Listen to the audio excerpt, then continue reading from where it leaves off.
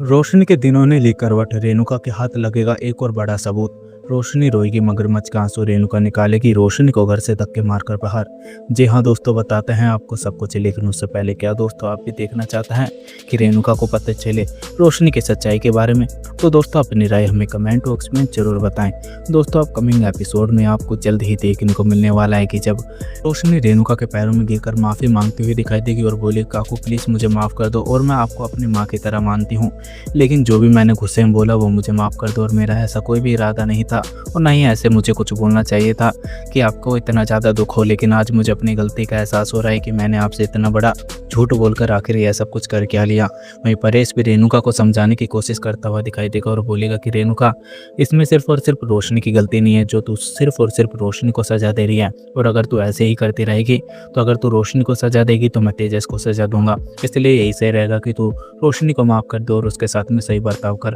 और रोशनी को जितनी सज़ा मिलनी थी अब मिल चुकी है, क्योंकि तूने ना ही तेजस से बात करने दे रही है उसे और ना ही उसके साथ में रहने दे रही है। रोशनी अकेली है और हो सकता है कि वो इस चीज़ों से अपने पिता के घर पर चली जाए और वो सारा कुछ छोड़ दे। अगर रोशनी की इसमें अकेले की गलती होती है तो हम मानते भी तो उससे अकेले से गुस्सा है, लेकिन इसमें तेजस की भी गलती थी, लेकिन तेजस को तूने कुछ भी नहीं बोला और सबको यहाँ पर पता चल रहा है कि तू भेदभाव कर रही है। इसलिए यही सही रहेगा कि अपनी हरकतों को सुधार ले, नहीं तो इस घर के अंदर बहुत बड़ा हंगामा होने वाला है।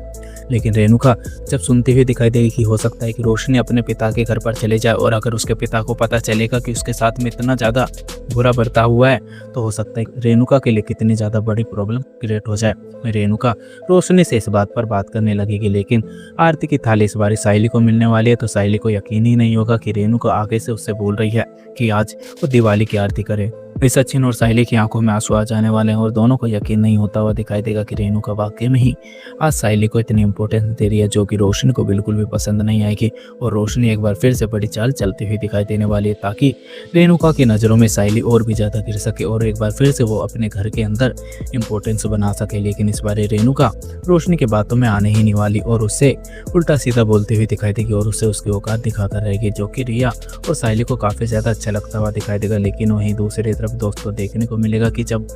रोशनी घर से बाहर होने वाली है, रेणुका रोशनी के रूम में जाती हुई दिखाई देगी और जब उसके बिस्तरों को साफ करती हुई दिखाई देगी तभी वहां से एक फोटो खिंचाने वाली है। और जब उस फोटो को उठाकर रेणुका देखेगी तो उसके अंदर और कोई नहीं बल्कि रोशनी और क्रिस साथ में होने वाले हैं और उसे देखकर साफ पता चल जाएगा कि रोशनी उससे कुछ छुपाने की कोशिश कर रही है और जैसे वो सबके सामने दिखा रही है वैसा है ही नहीं। क्योंकि जब रेणुका ने रोशनी को उन दोनों को घर से बाहर निकालने के लिए बोला था तो वो उसके चेहरे पर अलग सा ही डर दिख रहा था, लेकिन अब पता चला कि रोशनी क्रिस से मिलती है, लेकिन उसने इसके बारे में कुछ बताया ही नहीं। जी हाँ दोस्तों, आपका क्या सोचना, अपनी राय हमें कमेंट बॉक्स में जरूर बताएं। अगर आप लोगों को हमारी ये वीडियो अच्छी लगी तो वीडियो को लाइक करें और हमारे चैनल को सब्सक्राइब करना ना भूलें। मिलता है आपसे अगली वीडियो में, जब तक के लिए राधे राधे, जय श्री राम।